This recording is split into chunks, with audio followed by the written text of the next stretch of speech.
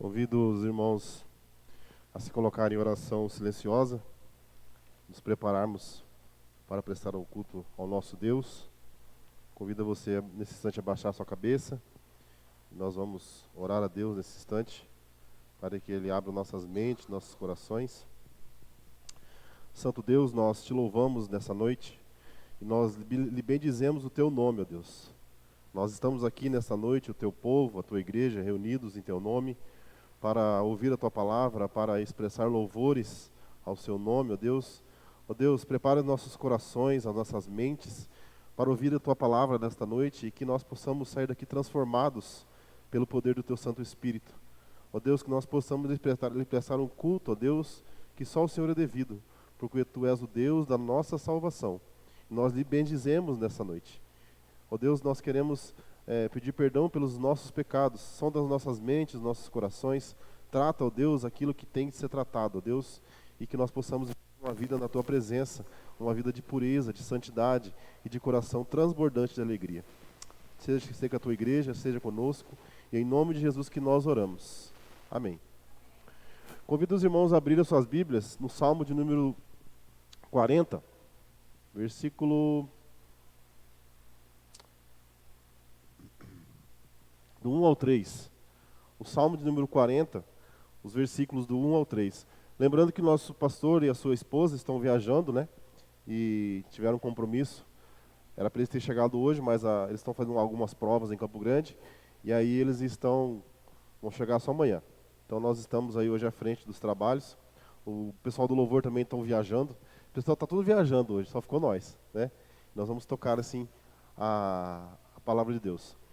O Salmo de número 40, versículo de 1 a 3, diz o seguinte: Esperei com paciência no Senhor, e Ele se inclinou para mim. Ele ouviu o meu clamor, tirou-me de um lago terrível, de um charco de lodo, pôs os meus pés sobre uma rocha, firmou meus pés, os meus passos, e pôs um novo cântico na minha boca, o hino ao nosso Deus. Muitos verão, e temerão, e confiarão no Senhor.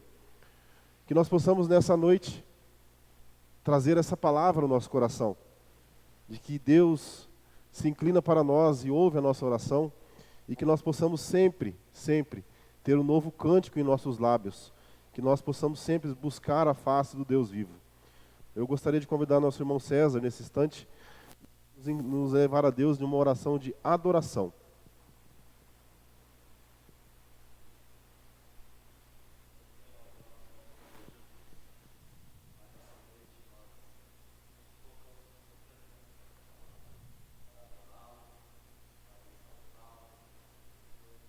Sim, Deus.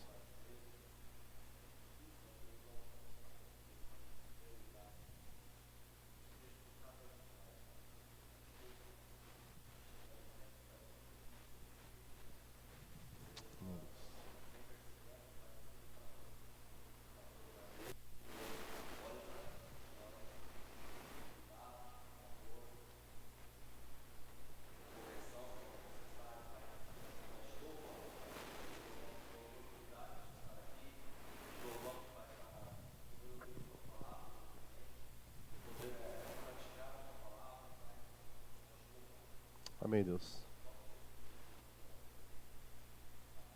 Amém. Nós estamos tendo uma liturgia um pouco diferente, porque nós não estamos sem um conjunto de louvor hoje, e nós vamos cantar apenas um hino, né, já no final da liturgia, para depois nós já entrarmos na mensagem.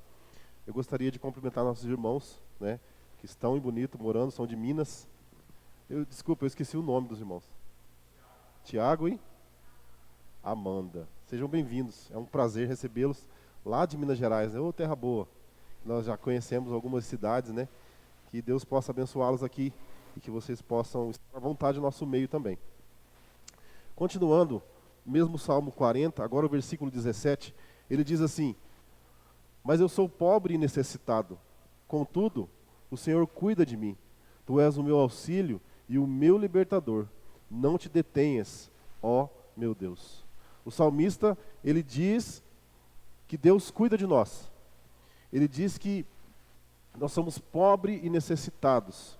Nós somos pecadores ainda, num processo de santificação, num processo que Deus está trabalhando na vida de cada um, para que nós possamos buscar a face de Deus cada dia mais e que nós deixemos os nossos pecados, deixemos as nossas mazelas e servimos a Deus com o coração alegre. Vamos, mais uma vez, orar a Deus em gratidão. Ó Deus, nós te louvamos nessa manhã, nesta noite. Nós sabemos que somos pobres e necessitados, ó Deus. Nós sabemos que o nosso coração é totalmente corrupto. Nós sabemos que nós praticamos muitas vezes o mal e não percebemos, ó Deus. Nós queremos que nessa noite o Senhor sonde o coração de cada um aqui. Ó Deus, que o Senhor sonde o nosso coração, o meu coração, ó Deus, para que nós possamos viver na Tua presença e sermos achados fiéis no dia de Cristo Jesus. Ó Deus, seja com a Tua igreja, ó Espírito Santo de Deus, seja com cada um aqui nessa noite, que o Senhor possa sondar os nossos corações. Obrigado, ó Deus, porque nós temos o perdão dos nossos pecados em Cristo Jesus. Não pelos nossos méritos, mas pelo próprio Cristo, que se fez morte e recebeu sobre ele todos os nossos pecados. Os pecados daqueles que ele um dia amou e chamou e também o glorificou, Deus. Nós te louvamos nessa noite. E é em nome de Jesus que nós oramos. Amém. Eu convido os irmãos então a se colocarem de pé e nós vamos entoar o hino de número 4. É 4, né, Patrick? Número 4. E também da mesma forma, os irmãos que vieram preparados com seus dízimos e ofertas, né? É o momento que nós temos para também adorar a Deus e trazer assim à casa de Deus os nossos proventos, as nossas bênçãos e dizer que Deus tem nos abençoado, né? Os nossos irmãos que nos visitam, não se constranjam, tá? Isso é uma prática dos membros desta igreja, mas se os irmãos quiserem também, será bem-vindo, né? Nós clamamos a Deus que Deus dê sabedoria para aqueles que ministram. Vamos cantar então o hino? Agora não tem como apagar. Tudo online. Ah, tá. Achei que estava online. Vamos lá. Deus está no templo, Pai onipotente, a seus pés nos humilhamos, servos consagrados reverentemente ao Deus Santo adoramos. Por favor, com amor, espiritualmente, Deus está no templo, Cristo está no templo, sumo benefício, por seu sangue nos foi dado. Ele, o bom cordeiro, foi o sacrifício, expiou o vil pecado, escolheu e sofreu o cabal suplício. Cristo está no templo.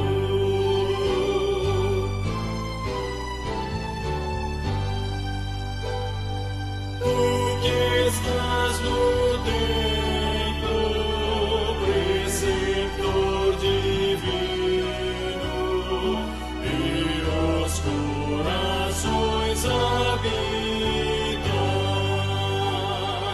tu paciente mestre, dá-nos teu ensino, aclarando as leis benditas.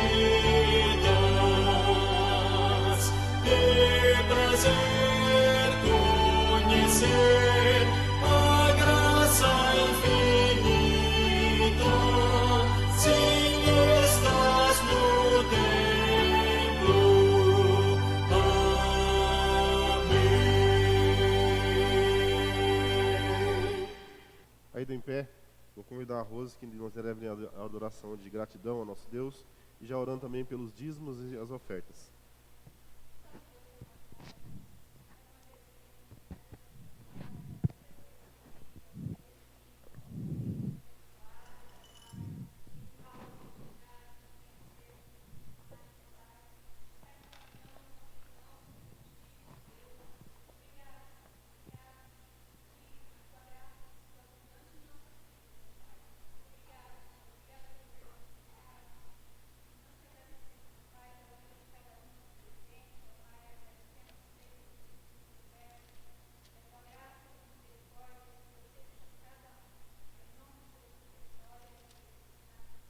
Amém. Os irmãos podem se assentar. Um grande congresso no inferno, com o título Como barrar o avanço do Evangelho sobre a terra. Reuniu os mais diversos demônios e outras entidades neste congresso. E esse tema, como barrar o avanço do Evangelho, foi a pauta principal.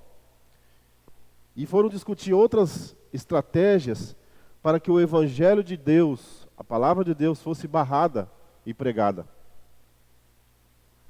Uns diziam assim, vamos falar que a palavra de Deus é mentira, que é uma quimera, ou seja, uma invenção, é uma balela. E lá no fundo daquele congresso, daquela grande mesa, tinha uma voz que saía da penumbra da sombra dizendo assim, já fizeram isso, já tentaram isso. Outra voz, outra opinião, vamos falar que o pecado na vida dos crentes é normal, e que eles são bonzinhos, e que eles não se perdem por isso. E a voz lá do fundo repetia, isso já fazem, eles já são confundidos com isso. Outra voz dizia, vamos confundi-los com doutrinas estranhas e com as atrações do mundo, que tragam seus corações para isso. E a voz dizia novamente, isso já fazem entre eles. Eles não estudam, eles se perdem em doutrinas estranhas, em coisas que estão além da palavra de Deus. Por fim, o maioral dentre eles, a voz lá do fundo que dizia que isso já era feito, disse assim, não, a estratégia a ser tomada nesse momento são dizer que realmente eles não são pecadores e que no final da vida tudo vai dar certo, sem nenhum problema. Um pecadinho aqui, um pecadinho ali, um deslize aqui, outro ali. Afinal, Deus é amor. Essa é a nossa nova estratégia para que nós possamos minar a pregação do Evangelho. Por favor, abra sua Bíblia comigo no livro de Josué, capítulo 7, os versículos do 1 ao 15. Josué, capítulo 7, os versículos do 1 ao 15. É uma leitura meio longa, eu vou ler, os irmãos acompanhem. Todos acharam? Josué, capítulo 7, os versículos do 1 ao 15. Os israelitas derrotados em Ai, Acã, prevaricaram os filhos de Israel nas coisas condenadas, porque Acã, filho de Carmi, filho de Zabdi, filho de Zera, da tribo de Judá, tomou das coisas condenadas, a ira do Senhor se acendeu contra os filhos de Israel. Enviando, pois, Josué de Jericó alguns homens a Ai, que está junto a Bet-Avém, ao oriente de Betel, falou-lhes dizendo, subi, espiai a terra. Subiram, pois, aqueles homens e espiaram Ai. E voltaram a Josué e lhe disseram, não suba todo o povo, subam uns 2 ou 3 mil homens a ferir Ai. Não fatigueis ali todo o povo, porque são poucos os inimigos. Assim subiram lá do povo uns 3 mil homens, os quais fugiram diante dos homens de Ai. Os homens de Ai feriram deles uns 36, e aos outros perseguiram desde a porta as pedreiras, e os derrotaram à descida. E o coração do povo se derreteu e se tornou como água. Então Josué rasgou as suas vestes e se prostrou em terra sobre o rosto perante a arca do Senhor até a tarde. Ele e os anciãos de Israel e deitaram pó sobre a cabeça. Disse Josué, Senhor Deus, por que fizeste este povo passar o Jordão para integrar-nos nas mãos dos amorreus, para nos fazer perecer? Tomara nos contentaríamos com ficarmos além do Jordão. Ah, Senhor, que direi, pois Israel virou as costas diante dos seus inimigos. Ouvindo isto, os cananeus e todos os moradores da terra nos cercaram e desarraigaram o nosso nome da terra. E então, que farás com teu nome? Então disse o Senhor a Josué: levanta-te, porque estás prostrado assim sobre o rosto? Israel pecou e violaram a minha aliança. Aquilo que eu lhes ordenara, pois tomara das coisas condenadas. Furtaram, dissimularam, até debaixo da sua bagagem o puseram. Pelo que os filhos de Israel não puderam resistir aos seus inimigos, viraram as costas diante deles, porque Israel se fizera condenado. Já não serei convosco, se não eliminar do vosso meio a coisa roubada. Dispõe-te, santifica o povo, e santifica-os pela manhã, porque assim diz o Senhor, Deus de Israel: há coisas condenadas no vosso meio. Ó Israel, os vossos inimigos não podereis resistir, enquanto não eliminardes de vosso meio as coisas condenadas. Pela manhã, pois, chegareis segundo as vossas tribos, e será que a tribo que o Senhor designar para a sorte se chegará, segundo a sua família. A família que o Senhor designar chegará pelas casas, por casa, e a casa que o Senhor designar chegará homem por homem. Aquele que for achado com a coisa condenada será queimado, ele e tudo que tiver, porquanto violou a aliança do Senhor e fez a loucura em Israel. Vamos orar mais uma vez?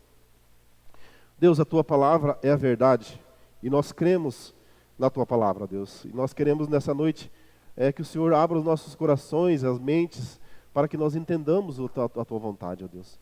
Ó Deus, que nós possamos sair daqui mudados, ó Deus, com o coração aberto, com o coração limpo na Tua presença, ó Deus. Ó Deus, nos capacite, ó Deus, traga a mensagem do Teu povo, que o Teu Santo Espírito possa agir nesta noite. Nós oramos em nome de Jesus. Amém. Como vencer o pecado e viver uma vida pura? Essa é uma pergunta que tem assolado as igrejas do nosso país. Essa é a pergunta que às vezes assola a mente daqueles que proclamam o Evangelho. Como vencer o pecado e viver uma vida pura? Primeiro nós precisamos entender o aspecto de Josué. Nós entendemos que nesse momento, quando Josué chega, nesse capítulo, se você voltar os 6 capítulos atrás, nós vemos que Josué foi um homem que sucedeu Moisés. Se você olhar o Pentateuco, os 5 primeiros livros da Bíblia, que fecha essa história, e Josué então assume o lugar de Moisés, que Moisés já havia sido morto. Nós entendemos que Moisés, ele foi auxiliar de Moisés, que Josué foi auxiliar de Moisés por muito tempo. Nós sabemos e conhecemos a história de Josué, né? Ele teve um período de aprendizado, de convivência, de esperar no Senhor, de ser um adorador fiel a Deus, de ver o valor pessoal com paciência, com mansidão, com liderança, tudo vindo de Moisés. Nós sabemos que Moisés, quando chega à frente da terra prometida, ele envia 12 espias, né? Nós sabemos da história. E dos 12 espias, apenas 2 chegaram e falaram assim: não, a terra é boa, nós vamos conquistar. Ah, mas tem gigante, mas Deus está com nós. Nós entendemos que Josué e Caleb são os 2 únicos espias que voltam dessa empreitada e dizem: não, a terra é nossa. Porque Deus prometeu ao nosso povo, aos nossos pais, quando saíram do Egito. E uma coisa interessante que nós vemos é que apenas Josué e Caleb, daquela geração que não entrou na terra prometida, como Deus disse, porque peregrinaram 40 anos e morreram e veio uma nova geração, apenas Josué e Caleb fazem parte dessa empreitada. Que coisa interessante, né? Nós sabemos que Deus, ele é didático, e ele transforma a vida das pessoas, e ele capacita aqueles que são seus. Então nós vemos a vida de Josué, o líder do povo de Israel agora. E ele então começa a sua vida como líder. E eu creio que Josué trouxe da sua bagagem com Moisés uma liderança militar, com estratégias, com aparatos de guerra e com o mais importante, com Deus ao seu lado. Então nós podemos entender essa primeira parte da vida de Josué, esses primeiros 6 capítulos, como Josué foi próspero, porque Deus estava com ele. Se você voltar um pouquinho, você vai ver a tomada de Jericó, uma cidade fortificada e grande, e Josué vem e toma. Nós conhecemos a história da prostituta Raabe, que protegeu e que fez esse meio de campo com os espias de Josué, mas Josué mesmo assim, ele vem e toma Jericó. Nós vemos várias batalhas e várias conquistas de Josué. Mas aí eu quero trazer essa ideia para os irmãos, desse primeiro capítulo da vida de Josué, como quando nós confessamos os nossos pecados, e sabemos que temos os nossos pecados, Deus não nos abandona. Deus está ao nosso lado. Quando nós confessamos aquilo que nós precisamos confessar, Deus não nos abandona. Josué então começa a experimentar uma vida na presença de Deus, desfrutar de bênçãos inimagináveis do resultado da sua obediência e receber do próprio Deus essa segurança. Se você abrir aí Josué capítulo 1, versículo 5, você vê que Deus ele trata com Josué com algumas exigências, mas também ele traz um raio-x de Josué. Vamos lá, capítulo 1, versículo, se não me engano, capítulo 1, versículo 5. Deixa eu ver se eu falei certo aqui. Ninguém te poderá resistir todos os dias da tua vida, como fui com Moisés. Assim sereis contigo, não te deixarei e nem te desampararei. Perceba que a vida de Josué, no seu início, ela começa então com bênçãos que o próprio Deus relata. Eu não te desampararei. E aí nós seguimos, e nós destacamos então um líder religioso também e militar, e temido pelas nações. Quando as nações que iam ser atacadas sabiam que Josué e os hebreus estavam vindo em nome do Deus de Israel, eles corriam. Eles sabiam que não tinha como vencer a batalha. Então, o nome de Josué se tornou célebre, né? Um grande homem de Deus, temido, e as nações tremiam diante do povo de Israel. Não por Josué, mas por quem Deus era. Nota de rodapé para nós. Nós podemos entender a etapa de Josué quando Deus estava ao seu lado. E nós hoje também. Nós podemos experimentar e viver as promessas de Deus. Você tem vivido a promessa de Deus? Você tem experimentado as vitórias que Deus tem trazido para o seu povo? Você, como crente hoje, no século 21, tem vivido as promessas? Muitas vezes nós vivemos um evangelho raso. Um evangelho que se torna cansativo, porque nós não entendemos que as promessas de Deus foi para Josué, para nós também hoje, porque é o mesmo Deus que diz para Josué: Josué, aonde você colocar a sua planta do seu pé, eu estarei contigo. E essa promessa é para você, e para mim, e para a igreja de Deus. Aonde a igreja de Deus estiver, Deus está ao nosso lado. E essa primeira etapa da vida de Josué, um breve relato, nós podemos entender que Deus estava ao seu lado. Mas tem um detalhe, um pequeno detalhe que faz toda a diferença. Assim como as mesmas promessas que Deus tinha para Josué, as mesmas bênçãos que Deus tinha para Josué, tem para nós, mas também existem as exigências. As mesmas exigências que Deus trouxe para Josué, para eles poderem experimentar a vida com Deus, para ser um homem próspero, para ser um crente fervoroso, para ter a sua palavra na sua boca, e aonde nós colocamos os nossos pés, as pessoas possam falar: esse é um homem e uma mulher de Deus. Nós precisamos cumprir também as exigências. Não estou falando de leis, eu estou dizendo de obediência. Assim como Josué obedecia à lei de Deus, hoje nós temos a lei, mas temos a obediência também, que Cristo trouxe para nós no Novo Testamento. Então nós entendemos essa primeira parte da vida de Josué. E você pode levar essa mensagem dessa primeira parte, aonde você estiver, e colocar os seus pés, você será bênção. E você experimentará as melhores promessas de Deus, não importa onde você esteja. Mas nós precisamos observar a palavra de Deus como regra de fé e prática, e ser obedientes a Deus, obedientes àquele que Ele quer de nossas vidas.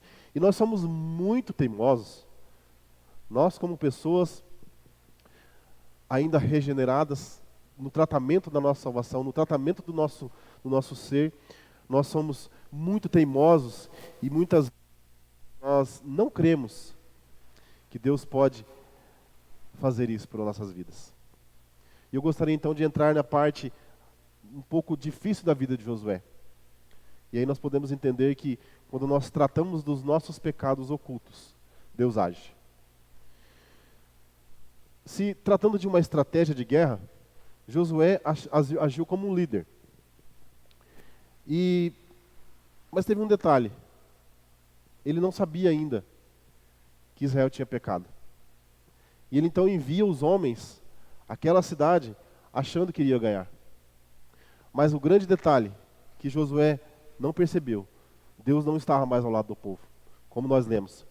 Porque o pecado de Acã havia então interrompido esta conexão de Deus. Então Josué manda os homens para guerrear e há um desfecho triste. 36 pais de famílias morrem nesta guerra.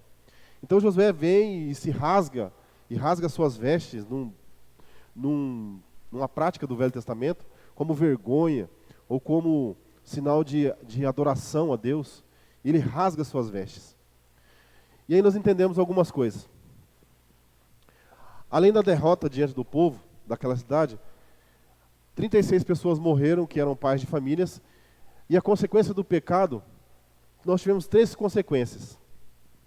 Primeiro, a derrota militar, que era muito ruim para Josué. Segundo, a morte de 36 pessoas, pais de famílias. E terceiro, o povo perdeu o ânimo. Quando Josué volta, quando o povo vê que foram derrotados e que teve morte, o povo perdeu o ânimo. Da mesma forma como nós vivemos nas nossas vidas, muitas vezes o pecado que nós temos, que nós não confessamos a Deus, ele suga nossas forças. E vocês sabem do que eu estou falando. Você aí no seu íntimo, no seu coração, Deus conhece. Eu não sei, talvez, que você tenha passado, eu sei o que eu passo, né? Mas Deus conhece cada um de nós. E nós sabemos que tudo isso aqui é verdade. O pecado, ele rouba as nossas forças. Ele tira o nosso ânimo. Traz consequências terríveis para as nossas vidas. Muitas vezes irreparáveis. E aí nós olhamos quando o profeta Isaías, no capítulo 59, do versículo 2, ele diz... Desculpa, irmãos, um bichinho aqui. Isaías 59, versículo 12, ele diz: mas as vossas iniquidades fazem separação entre vós e o vosso Deus, e os vossos pecados encobrem o seu rosto de vós, para que não vos ouça. Esse é o resultado quando nós não somos verdadeiros na presença de Deus e nós vivemos um evangelho raso. Nós vivemos uma vida com Deus de talvez eu faça, talvez eu acho, talvez é assim, talvez não sei. Ah, Deus vai me perdoar. Não, isso aí não tem importância, né? Nós vamos ver mais à frente essa questão. Então, nós vemos essas consequências do pecado. E então nós entendemos que Josué começa então a enfrentar um problema na sua vida, né? E você pode falar assim, mas e aí? O que tem a ver o pecado de Acã com a vida de Josué? Tudo. Ah, mas o pecado foi Acã. Concordo. Mas as consequências foram para todos. É interessante e didático como Deus nos trata, e Ele pede para Josué orar. O contrário de que nós entendemos, né? Interessante, está lá no versículo 10, né? Josué está lá se rasgando, né? Se abrindo, chorando, jogando terra na cabeça, cobrindo a cabeça, rasgou as vestes, né? E Deus falou assim, não, Josué, não é hora de orar, meu filho. É hora de agir. E aí você começa a parar e pensar, mas a Bíblia está cheia de orientações, ore, busque, ore.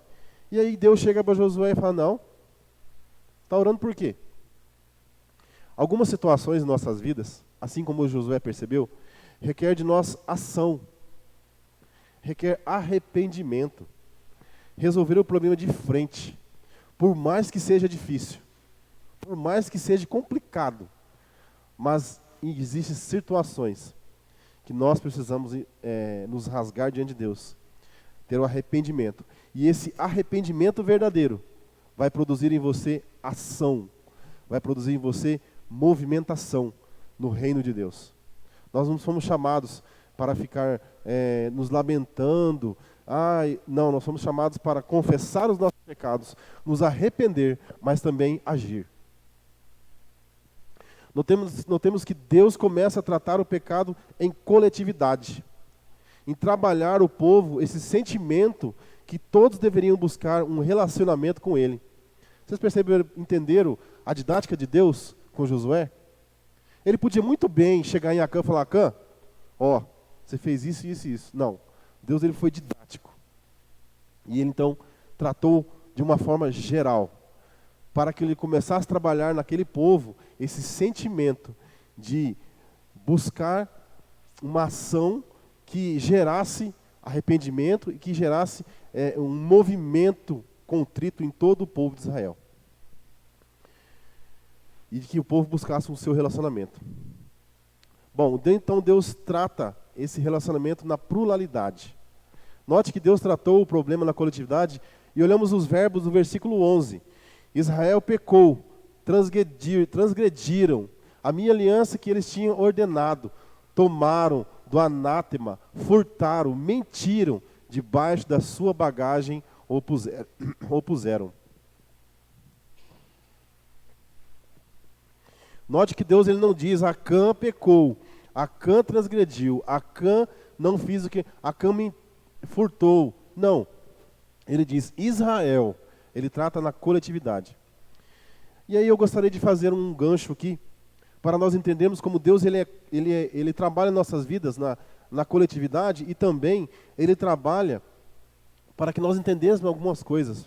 Por exemplo, em 1 Coríntios capítulo 12, versículo 12 e 13, diz assim: porque assim como o corpo é um, e tem muitos membros, e todos os membros, sendo muitos, são um só corpo, assim é Cristo também.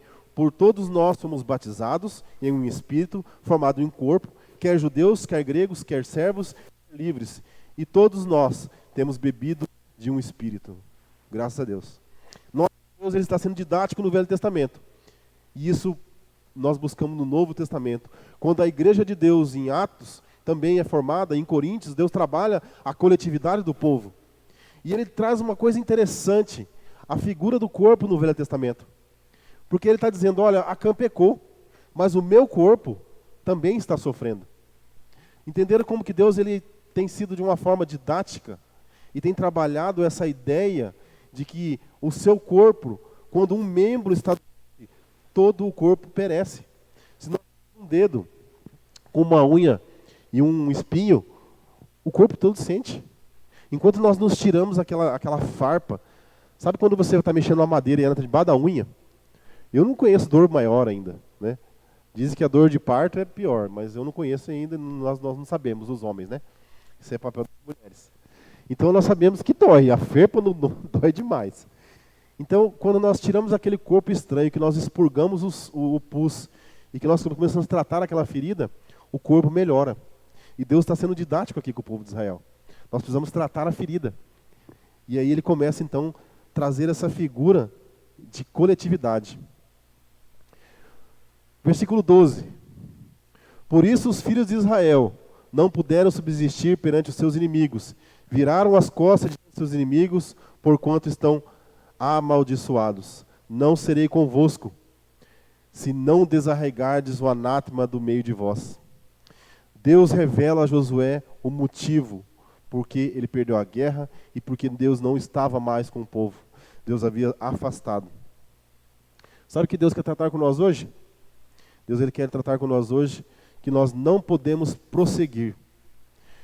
Deus quer tratar o nosso coração, o meu e o seu coração, que os nossos pecados ocultos, os nossos pecados não confessados é um suicídio espiritual. Já pararam para pensar nisso? Nós somos tendenciosos a achar que os nossos pecados ocultos Deus não sabe. Isso é suicídio. Isso é um pouco até de falta de razão. O que nós podemos esconder os nossos pecados são para os nossos próximos, nossos esposos, as nossas mulheres, as pessoas que nos rodeiam. Mas é impossível nós termos pecados ocultos na presença de Deus. É impossível. E nós somos tendenciosos a achar que isso funciona.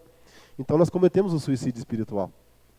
Então nós podemos entender que se Deus está contra nós, quem poderá ser a nosso favor? Se Deus estava contra aquela nação, o que eles poderiam fazer? Nada. Nada. E aí eu trago para nós. Se nós não temos nós ao nosso lado, o que nós faremos? Nós completamos agora dia 27, dia 1º de setembro, 27 anos de congregação. 27 anos de congregação. A tia Elza, todo mundo já sabe, a fundadora. Nós já estamos há 22, o César há 15, né, os mais velhos, os mais experientes, desculpa. E se Deus não estivesse ao nosso lado, todos esses 27 anos, essa igreja já viria fechada. Já teriam virado como as igrejas da Nova Escócia, da Holanda, da Inglaterra. Teriam virado templos, teriam virado boates de discoteca. Porque Deus abandonou aquele povo. Porque Deus abandonou aquele povo, porque nós olhamos para esta mensagem e entendemos agora. Deus não está ao lado daqueles que não confessam seus pecados, que não têm uma vida santa na sua presença. Eu não estou dizendo que nós não pecamos, não é isso. Eu estou dizendo daqueles pecados que nós achamos que Deus não sabe. Mentira. Isso é suicídio espiritual. Deus quer tratar nessa noite que Ele não estará ao nosso lado. Deus afasta de nós quando nós pecamos e não confessamos. Então Deus revela a Josué que precisamos viver neste mundo pela sua graça, por sermos achados fiéis no último dia e termos um coração totalmente transparente. Eu li um livro há pouco tempo, não sei se os irmãos já leram, o Diário de Simonton, fantástico.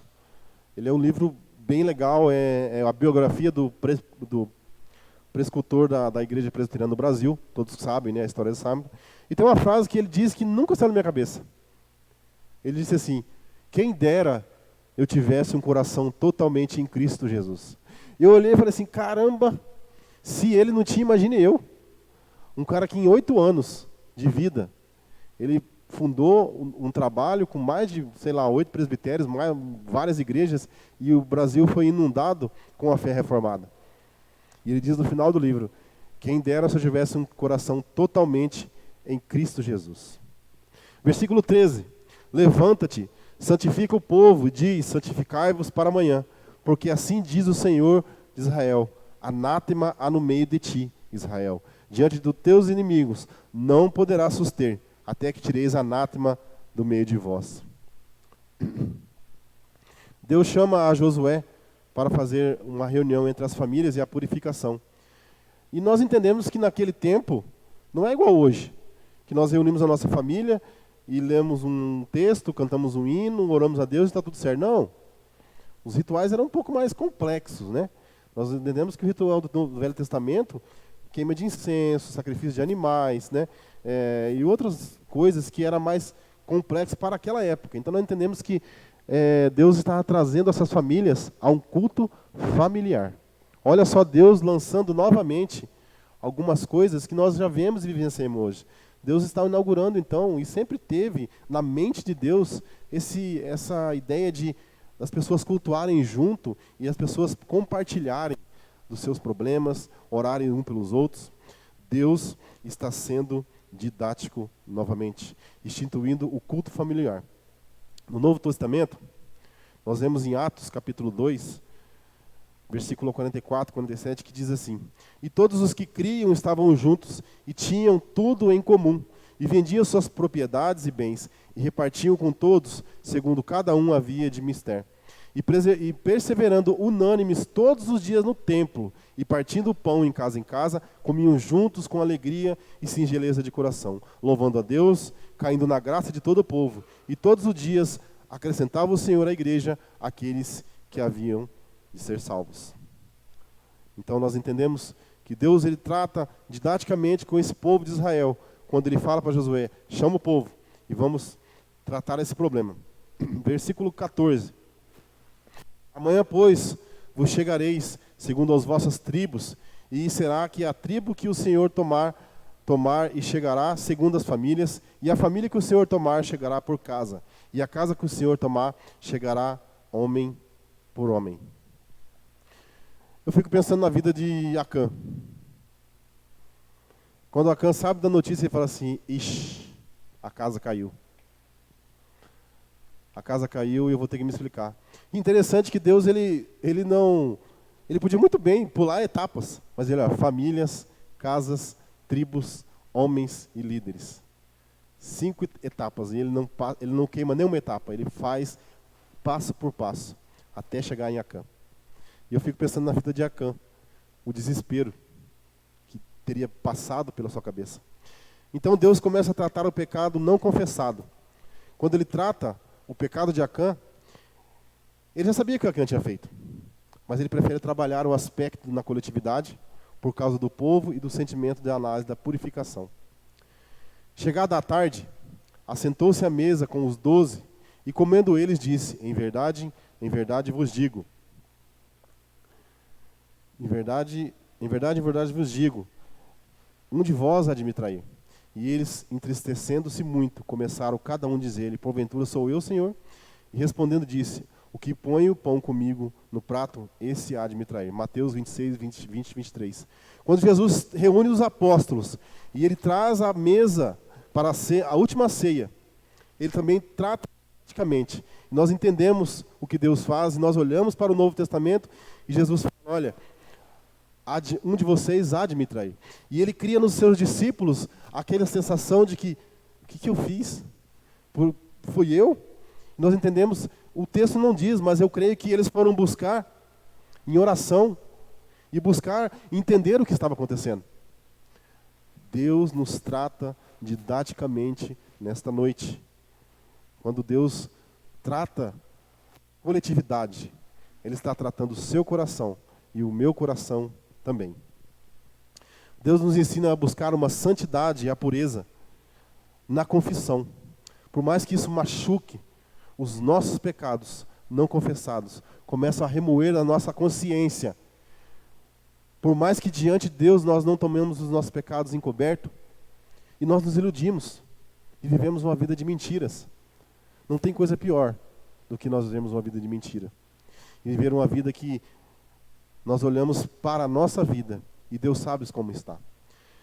Nós vamos pular uma etapa agora e diz no versículo 16 a 20.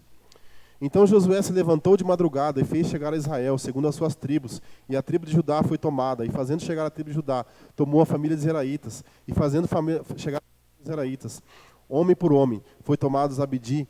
E fazendo chegar a sua casa, homem por homem, e tomou Acã, filho de Carmim, filho de Zabadi, filho de Zerá, da tribo de Judá. Então disse Josué a Acã: filho meu, dá-me, peço-te a glória do Senhor, de Deus de Israel, e faz minha confissão perante ele.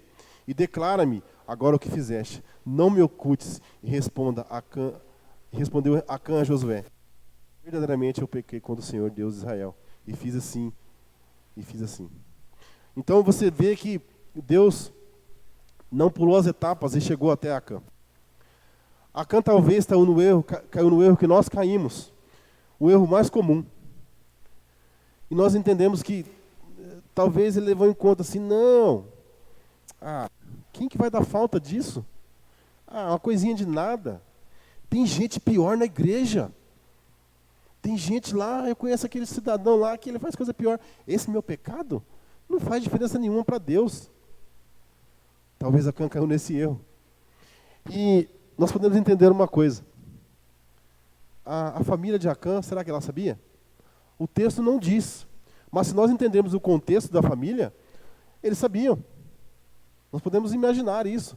A mulher, os filhos, porque as coisas estavam enterradas debaixo da capa, dentro da sua tenda. Dentro da minha casa, a Rose sabe o que eu tenho e eu sei o que ela tem. Se eu chegar com uma Ferrari na minha garagem e ela não souber a procedência, né? É impossível. Nós, como casal, os irmãos, cada um sabe o que nós temos e o que nós não temos. Isso é impossível. Então, isso foi assim, picando a consciência de Acã, e ele diz: não, realmente eu fiz isso mesmo. Está assim, assim, a capa está lá. E esse erro que ele podia ter trazido na sua cabeça, ou achado uma desculpa. Falou, não, o negócio é o seguinte, é que o salário do soldado é muito pouco. E a minha mulher queria uma capa babilônica. Porque é isso que estava que ele roubou.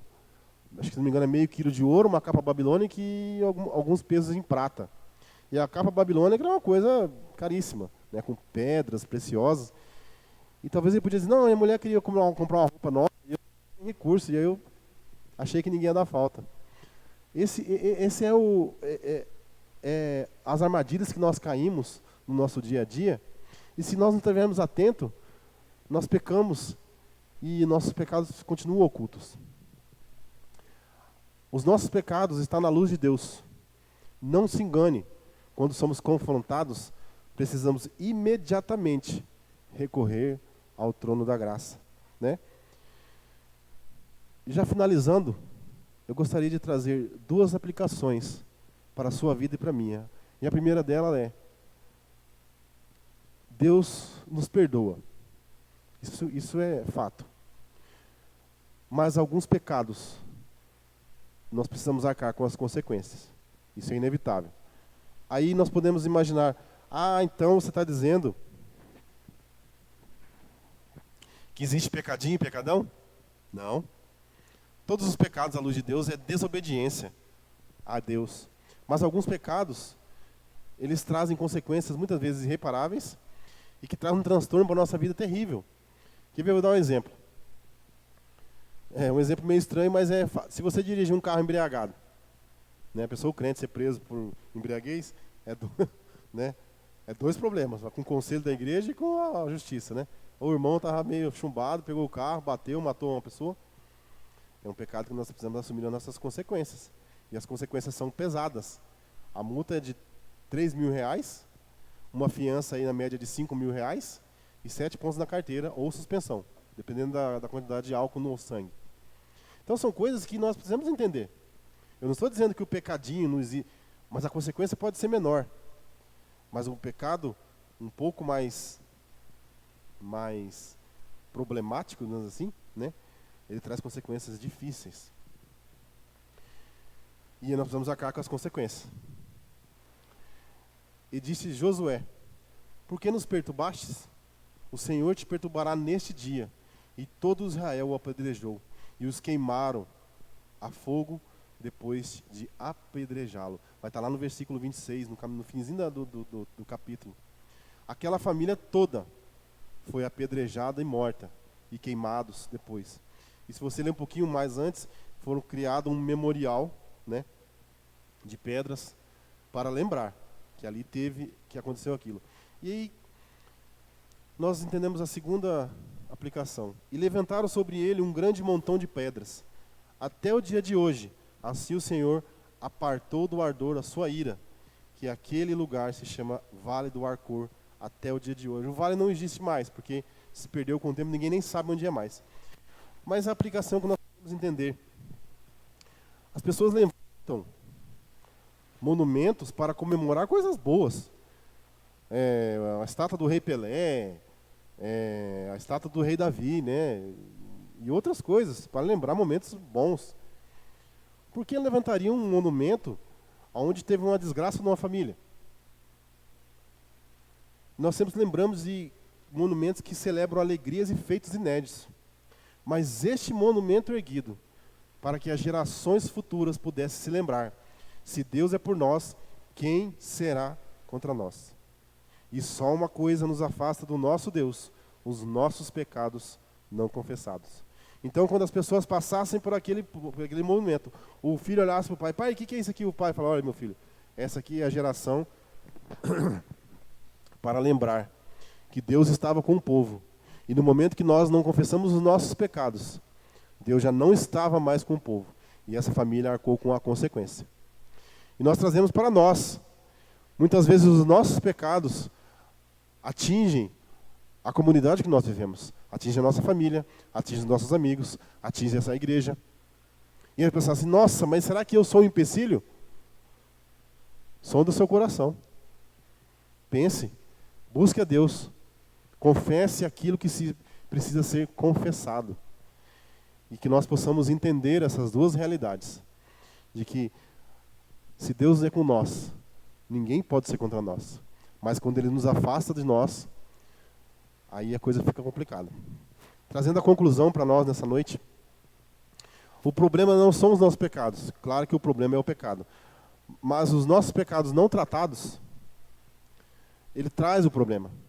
Tudo que nós vimos até agora, o problema que causou, Deus trata no nosso coração nessa noite. E Ele quer encorajar cada um de nós.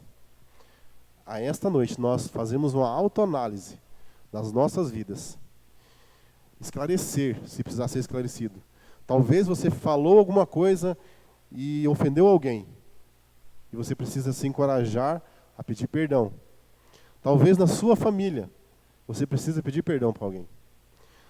Talvez de algum irmão da igreja, ou para a igreja, você precisa se reconciliar com alguém. Deus nos encoraja nesta noite a confessar os nossos pecados, aqueles que nós achamos que está em oculto, mas está sobre a luz de Deus. Não se enganem. Não sejamos como Acã, inocente, ou achar que tudo vai dar certo, né?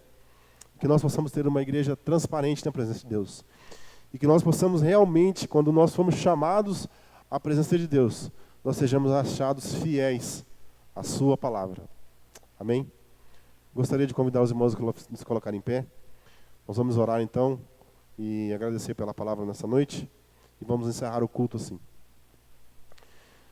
Deus, nós te louvamos nessa noite, porque a tua palavra é viva, a tua palavra é viva e eficaz, e ela fala aos nossos corações. Ó Deus, ela divide o espírito, a alma, e ela traz à nossa mente quão pecadores nós somos, quão dependentes da tua graça, do teu favor nós somos. Ó Deus, traga o nosso coração na tua presença nessa noite. Ó Deus, trata aquilo que precisa ser tratado. Ó Deus, traga à luz aquilo que está nas trevas. Ó Deus, que o teu amor, que a tua graça seja derramada a cada um desses irmãos aqui nessa noite. E que eles possam também ser achados fiéis na tua presença, ó Deus. Ó Deus, que essa igreja possa ser uma igreja transparente, de pessoas pecadoras sim, mas com seus pecados confessados, e que a graça do Evangelho seja propagada e ela não possa ser parada. E onde nós colocarmos os nossos pés, as plantas dos nossos pés, nós sejamos identificados como crentes fiéis à tua palavra. É em nome de Jesus que nós oramos nessa noite. Amém. Está encerrado assim então. Os irmãos, mais uma vez agradeço a presença de cada um. Quarta-feira nós temos o estudo bíblico, né?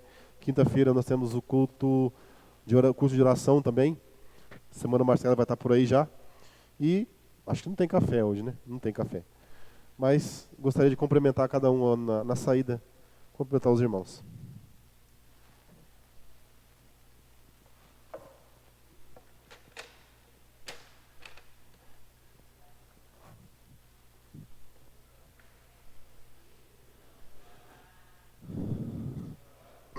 Fiquei sem voz. Uma semana eu não vou trabalhar mais não. Uma semana tinha